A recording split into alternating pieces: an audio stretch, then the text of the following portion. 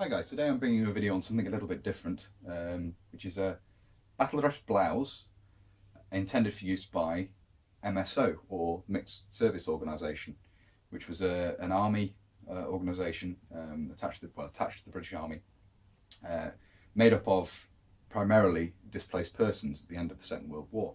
Those who, for political reasons, through their safety due to political reasons, or simply not wishing to, couldn't return to or didn't want to return to the Eastern Bloc.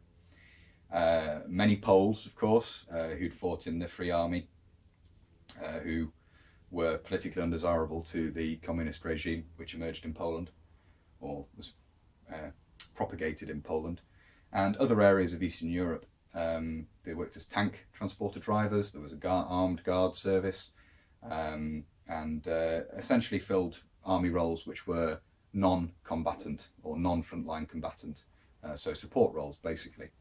And they wore very similar, obviously Battledress uniform, cut very similarly to the 1949 pattern, this example is cut very similarly to the 1949 pattern. Early photographs show them wearing the blue Battledress but with an army khaki shirt and tie, and obviously there was a pair of matching trousers to go with this, which I unfortunately don't have. I just have the blouse. It's made obviously in navy blue serge, exactly the same material as regular Battledress, cut the same way as 1949 pattern, slightly different buttons, interestingly. This one's been quite heavily modified, which we'll have a look at when we take it off the mannequin and turn it inside out. Simple buckle at the waist here, and obviously the concealed buttons down the front, exposed buttons on the pockets, pleats and everything. It basically follows the 1949 pattern exactly. Unfortunately, this one's received a little bit of moth and stuff, but it's still a nice example of an unusual uniform. You don't see many of these around. Now, MSO, I believe, was in operation right the way through until the MSO units were in operation right the way through into the 1980s. By that point, they were wearing combat uniform. There are certainly photographs of these being worn right through into the 1970s, Battledress being worn by MSO right into the 1970s, by that point with a white shirt and black tie. I don't know when these changes occurred to the uniform and so forth. I just have this mannequin set up for a 50s, 60s look. As I say, by the 1980s, and I believe some units carried on into the 1990s, by that point combat uniform was being issued, as opposed to having them dressed differently from the rest of the army. If we move this round here, you can see the insignia on the arm here. We have a Mixed Service Organisation, and then the British Army badge for First Corps. And then underneath here, these two little silver bars are the equivalent of the MSO's rank insignia, although they don't represent rank per se. From what I understand, they represent seniority, years of service, so experience essentially. So if anyone has more information on that, who knew MSO or knew members of MSO, or Mojos as they were affectionately nicknamed, and knows anything further about the rank system and when these and how these were earned, I would be interested to know. As I say, it's a particularly nice example of the blouse because it shows this. These badges aren't common to find as far as I'm aware, and it's nice to have it all badged up, although the badges are suffering a little bit of moth. They're all a woven material, and we'll have a closer look in just a moment. The top, the shoulder title is actually put onto a bit of serge backing before being put onto the uniform. Move this round again. You can see it's remaining crease across the back there, which was very common around this time period, the 50s, to have the crease ironed in across the back of the shoulders there. And there's a lot of gathered fabric here because the waist has been taken in quite considerably. We'll see the size label in a minute. I actually had to shave down the mannequin a bit to fit this on. It's tight even on me, and I have a 29-inch waist, so it's a small one. It wasn't originally, but it is now. But you can see the amount of gathered cloth at the back here due to that. And the buttonholes have been moved round accordingly. The buttonholes seem to have been modified. There are additional buttonholes at the front, presumably to allow trousers to be buttoned on all the way around, and obviously it then supports the trousers without needing a braces or a belt. You're wearing it almost as a one-piece suit at that point, with the trousers buttoned on. Move it right back round to the front here. As I say, just an unusual piece of uniform, and one of interest. I'll bring the camera in now and we can have a closer look at the insignia.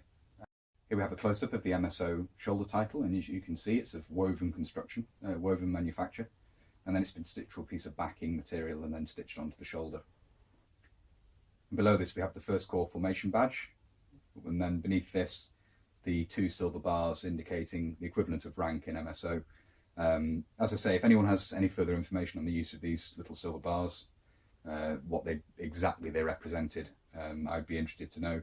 It's not something I've been able to find out any information on during my research, so if someone can point me in the right direction, or if they happen to know, I'd be very interested to hear from them.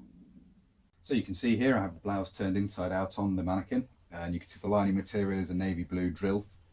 You can see the label here, which I'll get a close-up of in a moment. 1 internal pocket there inside, all the front edge there and everything is all lined, and then obviously reinforcement there, or reinforcing rather than being lined, and then reinforcing piece there for the pocket.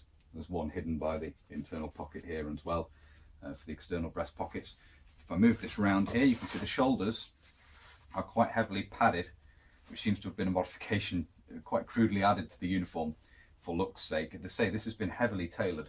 If we look around the back here, you can see the additional buttonholes that's been added to the waist to allow, presumably, allow this to be buttoned all the way around on the trousers. There are in fact 1, 2, 3, 4, and then a fifth, yes, 5 buttonholes all the way around. As I say, I can only imagine with the addition of buttons to the trousers, you could then wear this essentially as a one-piece uniform without having to wear braces or a belt to support the trousers. And you can see with all these pleats in here, the waistband's been removed, it's been heavily pleated in, and the waist has been heavily taken in. So we'll have a look at bring this back round now, we'll have a quick look at the size label. It is in fact a size 13 originally. It should have a 33 to 34 inch waist. It's tight on me, it's 29, so heavily tailored in. But I'll bring the camera in now and we'll get a close-up of the label. So you can see the label here, and it's designated Blouses MSO, so it's a specifically made item for MSO. And then beneath that you have the catalogue number, and then size 13, which it isn't, it's been heavily tailored in from that size. And then obviously the date at the bottom, 1951. So there we have a look at the mixed service organisation Battledress blouse that I have in my collection. Just a little bit of history on the unit as well. There's quite a lot more online if you wish to search. There's an overview on Wikipedia, of course, but there are articles and things that go into more detail of MSO and the various roles that members of MSO, the various units that existed, and their different roles. But I just thought it would be an interesting thing to look at today, part of the Battledress story, an interesting unit, interesting piece of Cold War history, of course, the reason for the formation of the unit, the units, rather. And as I say, from that point of view, it's an interesting piece of Cold War history. So I hope you found that interesting. If you have and you like my content, then please consider subscribing. And if you're already subscribed or you're newly subscribing, make sure you hit the notification button, the little bell, so that you get notified whenever I upload new videos. In addition to that, I have a Facebook account where I'll post photographs and things which may be of interest. It shows more detail and so forth, and stills of these and other items I've done videos on.